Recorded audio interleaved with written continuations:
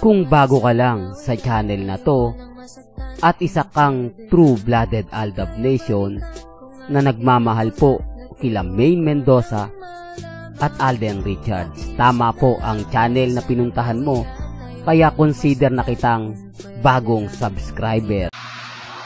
Welcome back mga kaaldab. Ito na naman po ang inyong lingkod, si Mr. Destiny.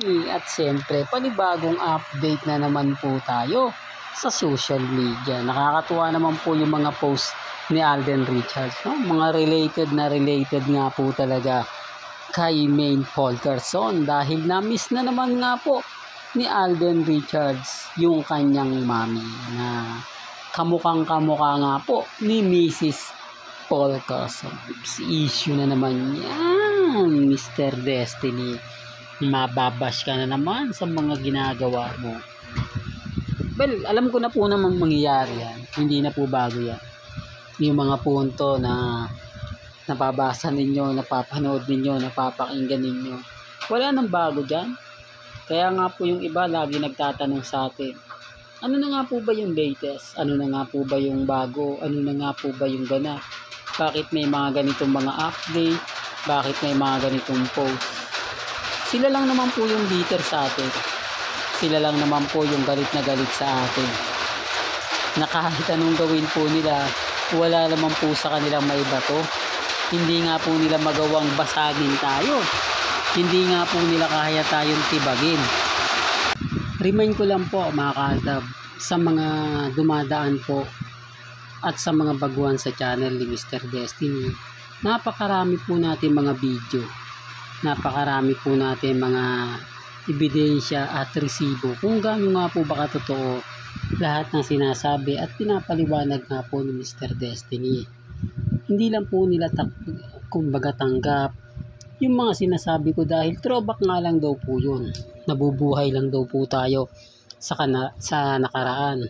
Bakit ayaw daw po natin tanggapin ang katotohanan na wala na pong Aldab? Yan ang lagi po kasi nilang sinasabi. Yan po kasi yung laging mga komento ng mga army at mga cut din. Pero remind ko lang po sa inyo, matagal na pong issue yan. Halos wala naman pong pinagbago. Halos ganun at ganun pa rin po. Pero bakit hindi nga po natitinag ang Aldab? Bakit hindi pa rin po kami nakakaramdam ng pagbagsak? Hindi po ba? Kasi lalo pa po tayong nagiging matatag. Lalo pa po tayong nagiging kampante. Dahil sa mga post at update nga po ni Alden Richards. Na kung titignan nyo yung mga post niya at yung mga throwback photos natin, dito pa lang po may mali na. Dito pa lang po makikita nyo na lahat po ng mga sinasabi ko at pahayag ko. Kung babalikan nyo po yung mga video ko, ang dami kong resibo at ebidensya. Kaya nga po pinagmamalaki ko hanggang ngayon ang buong fandom ng Aldab. Never po itong natinag, never po itong nagpatalo. Bagamat marami po sa atin na kumbaga pambasag, yung delulo, yung kulto, yung etc. na masasakit at maanghang na salita. Yung dinadamay pa po yung pamilya natin. Hindi po ba naranasan nyo na po yan? Sa akin kasi normal na lang po yan eh. Kaya lang yung ibang mga mamis, hindi po nila kinaya.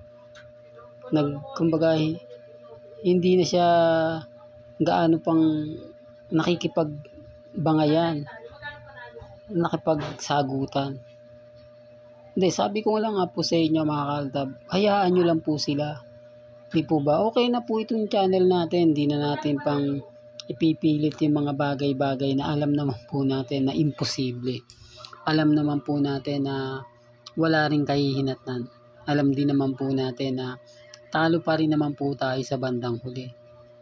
Hindi po ba? Pero andun na yan eh. Sabi ko nga po sa inyo, relax lang po kayo.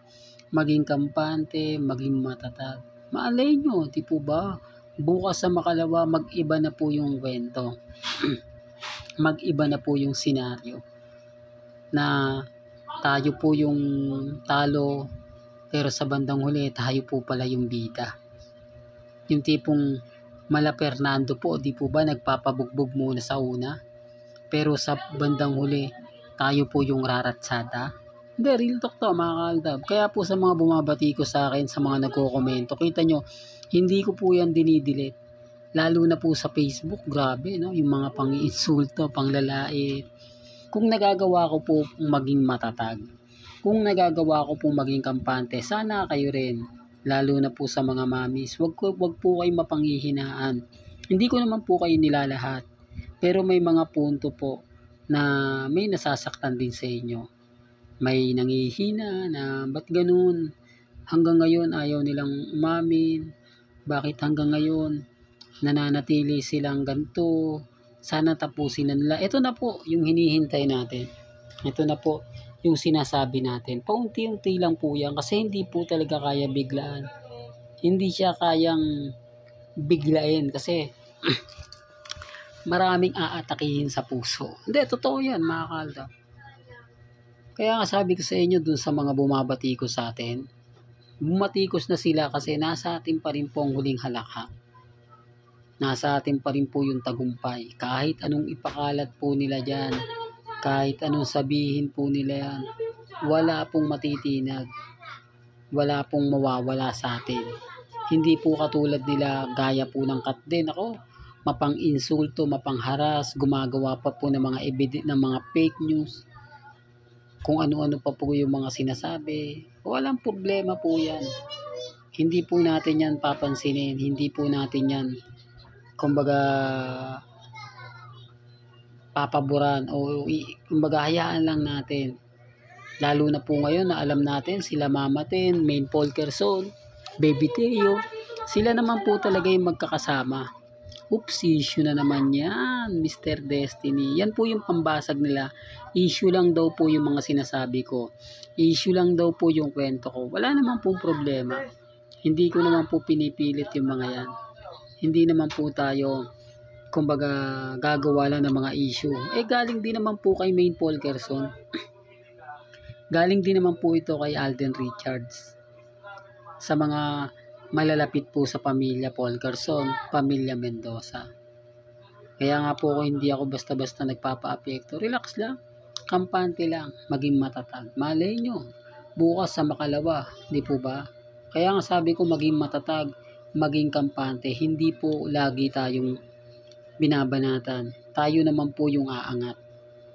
Real talk yan mga kaaldab. Kaya kampante lang po.